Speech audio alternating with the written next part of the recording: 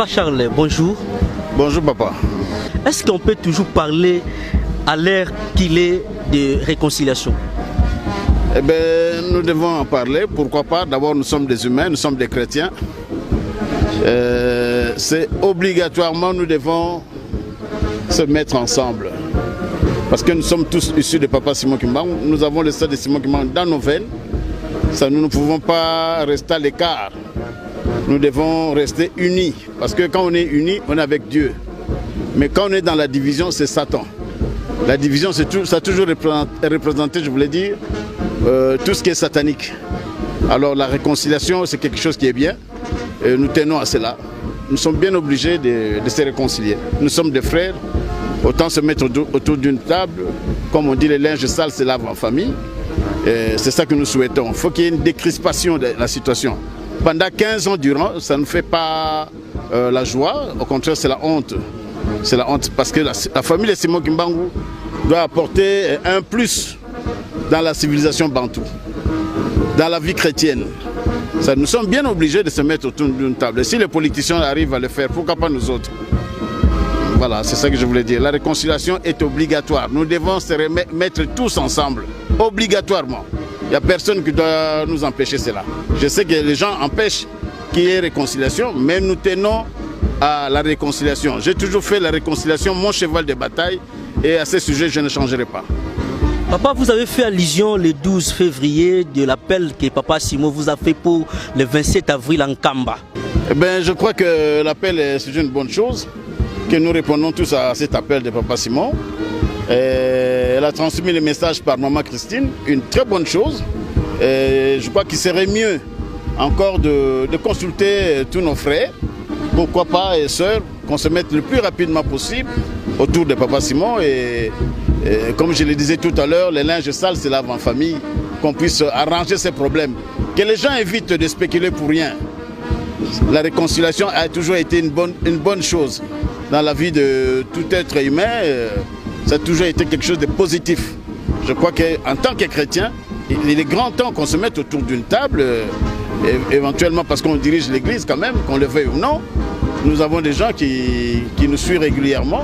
Nous sommes bien obligés de se mettre autour d'une table et à réguler ces problèmes une fois pour toutes. Parce que ça fait comme la honte. Pendant 15 ans, si les politiciens essayent de se mettre autour d'une table, pourquoi pas nous les religieux? Je crois que cela est indispensable pour le moment.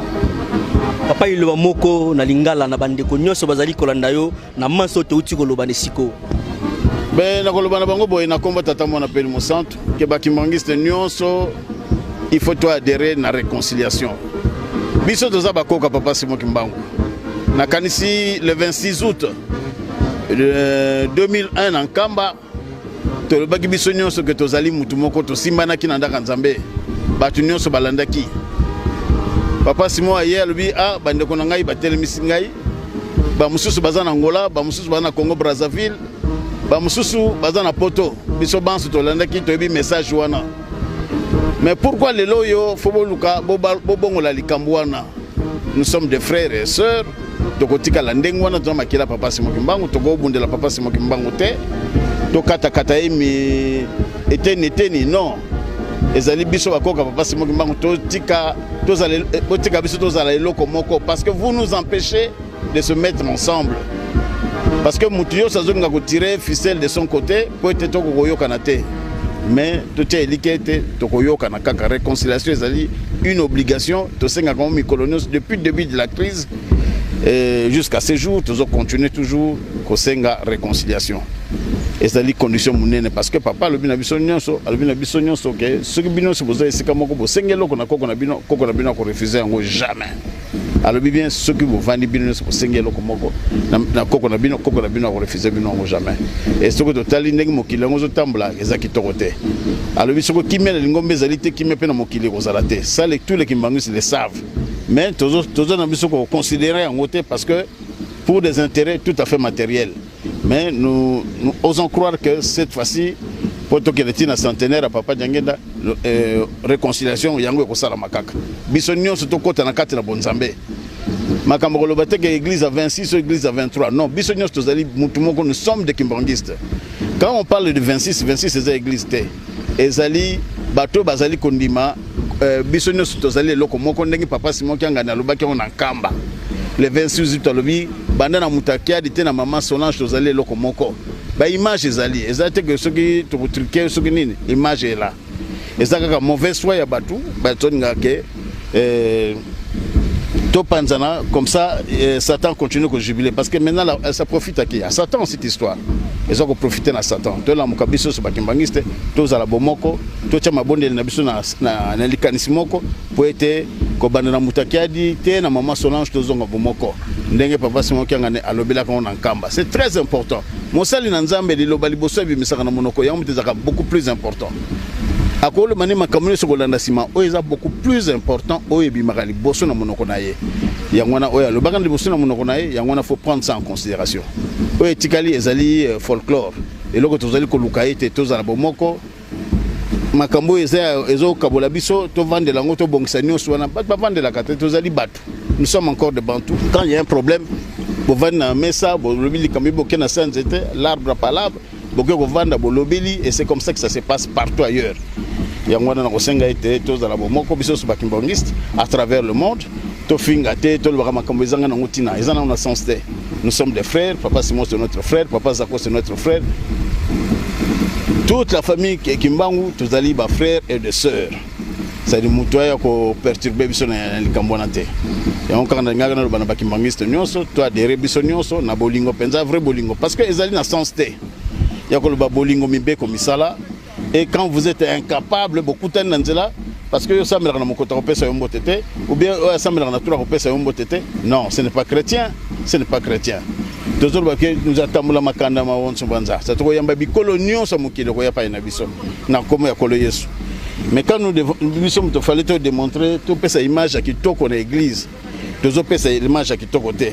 Tokutani a toko pesa na mbote te ou bien ndoko mo ko funda intel ko funda enkimangiste na nini bango bazo sambela kuna mais ko sambela ezali kama bete mais papa balobi na biso boye même na principe méthode ezali ke etambul sakalingomba ya kimbangisme na principe méthode balobi na biso na article 11 na kanisi ya nini wana balobi boye soki likambo ezali entre bino bakimbangiste bo memaka ngo na l'état te bo kende bo vanda sika moko bo bongisa yango c'est comme ça depuis le début ya crise oyo.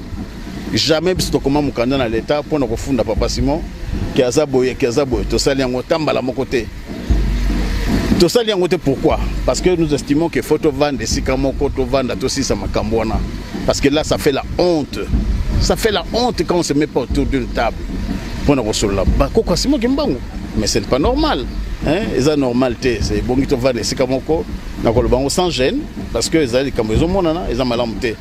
Et le temps que tozong esika moko to loba makambo to bongisa nyonso ba parents ba bongisela biso to ko kozwango dans l'unité la division te l'union fait la force non mais quand vous êtes divisé vous ne représentez plus rien au moni ba mususu bazo ganga parce que vous êtes affaibli vous êtes affaibli ou bien nous sommes affaiblis moni ba mususu ba nalingo tanga ba kombote vous allez comprendre ce que je voulais dire. Bon, il est bisonné tout fallait tous à acteur et bosso dans ma cambia mboka biso parce que l'ingomeza papa Simon Kimbangu j'ai vu nos parents n'attend à 1990 tant ma cambo ya démocratie na mboka ba continuons ce bazar au centre tu vois bazar au talana papa Diangenda bazar au talana papa Koulouti bazar au talana papa Fombanza pourquoi il faisait ça pourquoi parce qu'on représentait une force mais aujourd'hui cette force là elle est affaiblie pourquoi à cause de la division. Tu vois, nous devons éviter ça. Tozonga bisoban ce sikamoko. On peut être représentant encore une force. Tozonga sikamoko comme encore plus fort qu'avant. Et on a parce que ça combat avec les Satan. Ça c'est Satan. La division c'est toujours été Satan. Sa division c'est toujours Satan. Et ça œuvre à Satan. Alors pour tout le monde les Cambona bisonion so to vendre sikamoko. Balba bilamba salité ba kosokola na katandako. To kamata bilamba na biso salité to kota na katandako. Na kati na famille to bongisi yango to bimi na miso batu makambo se bongi na yango oh c'est bambuta l'église ba zo décision non c'est pas les bambuta l'église quand on t'aime ça papa c'est pas les bambuta l'église ba telemsaki biso to telemsaki parce que to yebi kamni to sala ki na mokolo wana et il faut pas changer la donne to zonga biso no sika moko et to senga likamu na tata nzambe na kolos na papa Simon Kimbangu tu vois là on sera encore plus fort qu'avant mais quand on est dans la division force a diminué.